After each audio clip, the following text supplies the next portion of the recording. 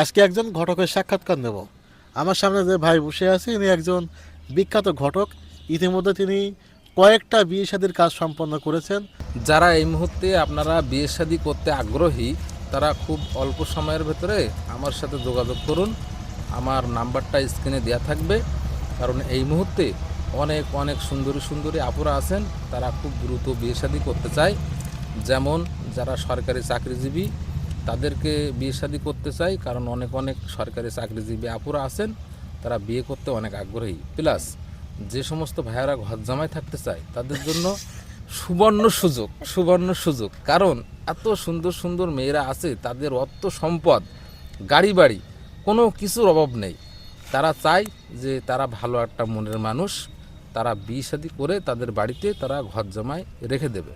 এবং যে সমস্ত ভাইয়ারা সাধারণ কাজ করে খায়, যেমন কৃষক, ভ্যান চালায়, মাঠে কাজ করে এবং রাজমিস্ত্রি কাজ করে, এই সমস্ত সাধারণ যারা আছেন তাদের জন্যও কিন্তু আমাদের হাজার হাজার মেয়ে আছে এই মুহূর্তে।